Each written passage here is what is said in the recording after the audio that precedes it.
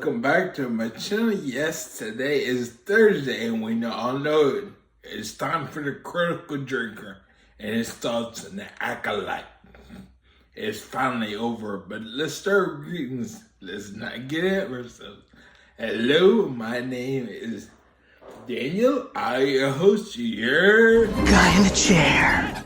He said it. Yes, today is the final day of anything of the Acolyte. So let's hear what the critical drinker has to say and enjoy.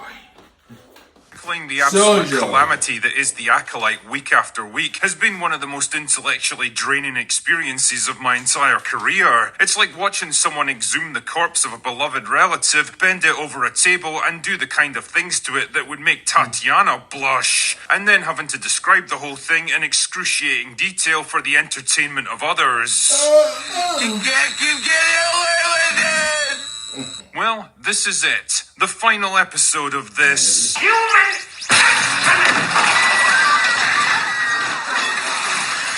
So without further ado, let's get this crap over with. The episode begins with strong female protagonist wearing a gimp mask and breathing really heavy, which is how a lot of good Saturday nights begin for me, because she's just had a vision of her sister murdering Squid Game guy, because she can see into the future now, don't you know? Wow, that's a pretty useful skill right there. Shame it was never used or mentioned before or after this precise moment in the story. It's almost like the writers couldn't think of any other way to reunite the two sisters in time for the finale, so they just decided, what the hell, May can see into the future now, or something. So anyway, her and discount Ezra Miller... In fact, forget that. This actor's officially getting upgraded to premium Ezra Miller because he's way better than that walking flesh lump ever was. Anyway, the two of them head off to Brendok to intercept strong female antagonist and Squid Game guy. Because don't you see the dramatic arc that's playing out here? Our story is about to end where it all began. Again, it's like poetry, so if they rhyme. That's right, George. You must be so proud of what's become of your creation. Oh yeah, and Darth Plagueis shows up for absolutely no reason, like he's been locked in a cave this whole time and only just found the exit right now. Is he an introvert who just wanted to be left alone, or does he get nervous around the ladies? Either way, I think someone better check up on Star Wars theory because I suspect he's about to go full scanners on us. Anyway, flash over to strong female antagonist who's strapped to a table while Squid Game guy does battle with his most formidable opponent yet, the English language. I noticed the way you take care of him. And tries to explain what actually happened to the lesbian space witches, but strong female antagonist is more interested in escaping. How exactly is she going to do that, you might ask? Does she have some cunning plan up her sleeve? Some fascinating trick that none of us saw coming? Maybe she's going to use the power of the Force to break free? Nah, she just asks Pip to unlock her cuffs. Wow, lucky that Squid Game guy never thought to remove him and that he's somehow able to understand that she needs to unlock her cuffs, considering that he's a very basic droid that's just been reset to his factory settings and has absolutely no idea what's going on right now. It's even more lucky that his head also functions as a taser to disable Squid Game guy. I mean, there's just no limits to what this plot device... droid can do. So strong female antagonist bails out into an escape pod, and there's a pointless chase scene which is included just to eat up some screen time before Basil decides that he's on strong female antagonist's side now and disables Squid Game guy's ship so that she can escape. Son of a bitch!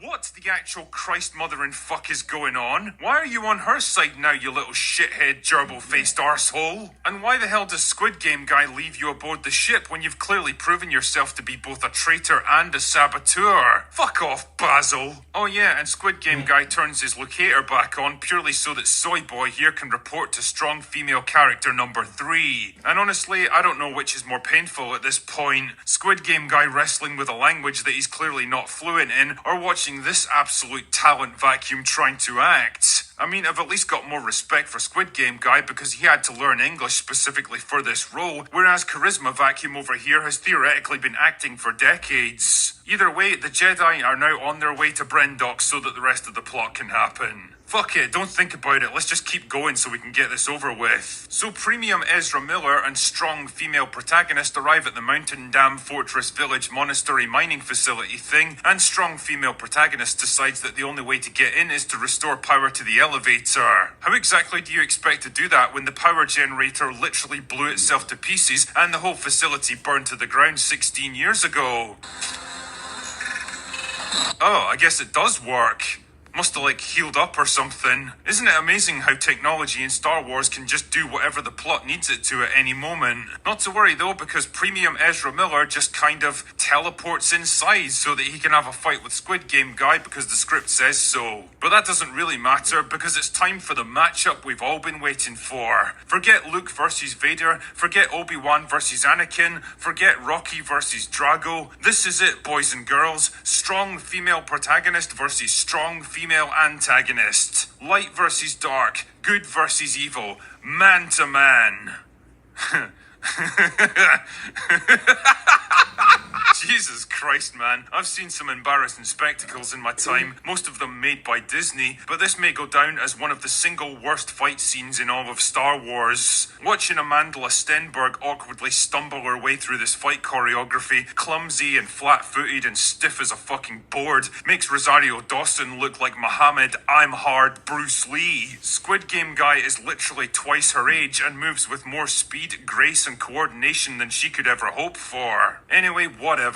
So the point here is that Squid Game Guy and Premium Ezra Miller are having a far more entertaining fight when the terrible twins show up to ruin the fun. And then strong female protagonist gets angry when Squid Game Guy confesses to killing her mum for completely justifiable reasons that for some reason he's not able to justify because the script doesn't want him to. Then she force chokes him to death, and the three of them escape just as Charisma Vacuum and Soy Boy arrive with the rest of the Jedi. And wouldn't you know it, they end up back at the tree where we first met them 16 years ago. Again, it's like poetry. Shut up, George. And now strong female protagonist has decided to become strong female antagonist, I guess, because now she's going off to train with Premium Ezra Miller to become a Sith Lord. Fucking Christ, where is this story even going? Oh yeah, and because strong female antagonist decides that the Jedi will eventually use her to fight them, Premium Ezra Miller offers to wipe her memory so they can't do it. Wait, what? Here's an even better solution for you. Why don't the three of you escape together and then you can go your separate ways later? Why'd you have to wipe her entire memory and potentially turn her into a complete retard? Not that you'd notice much difference, to be fair. So anyway, May gets her memory wiped and Osha escapes with Premium Ezra Miller, and Charisma Vacuum blames the whole thing on Squid Game Guy so that she can avoid any repercussions for the Jedi and herself. Wow, a woman throwing other people under the bus to avoid taking responsibility for her shocking personal failures. Write what you know, eh, Leslie? And that's it. That's the final wet fart of an episode over and done with, thank God.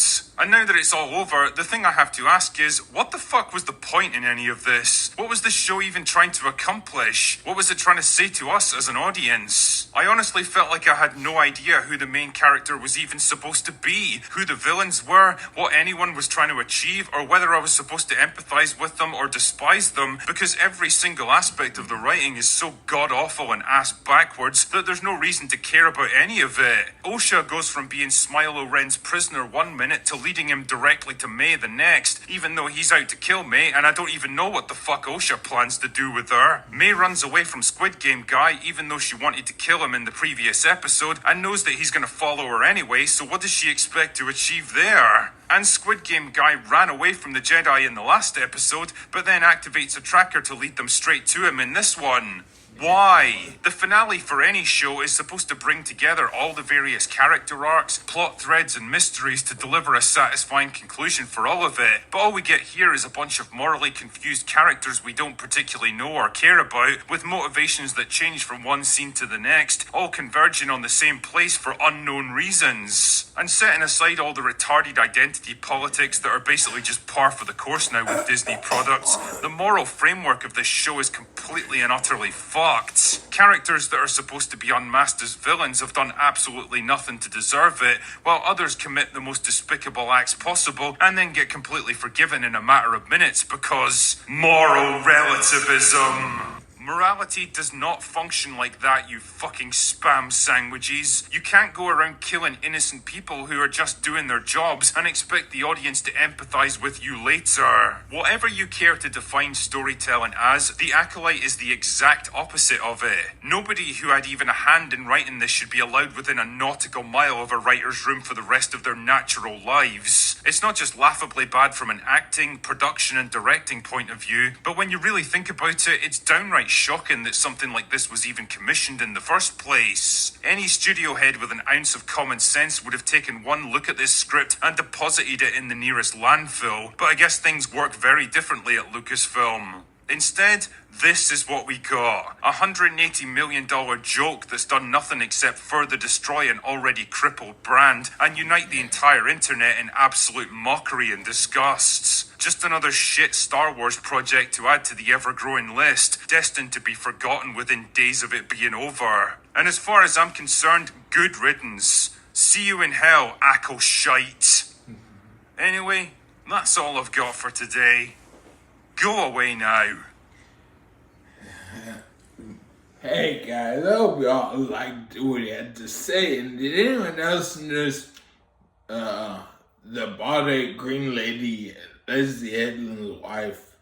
The first episode we all do it whenever the electric doors at Walmart, we all raise our hands as we go through. She stopped after the first episode and then brought it back for the last one. But I digress. It was stupid when she first did it. But funny, she tried to remember to do it again. But hey, I'm glad this show is over. It was too can breaking. Destroying the franchise. Oh God. But hey, it's over, it's done. Now for the next dumpster fire they're gonna bring out for us. And we'll see. Hopefully the skeleton crew excuse me, isn't a dumpster fire. No, not as much. But hey, excuse me, here's what I say: like, comment, share. But I'll say I hope you had a wonderful night and an awesome day so far. And I'll see you in the next video. Bye.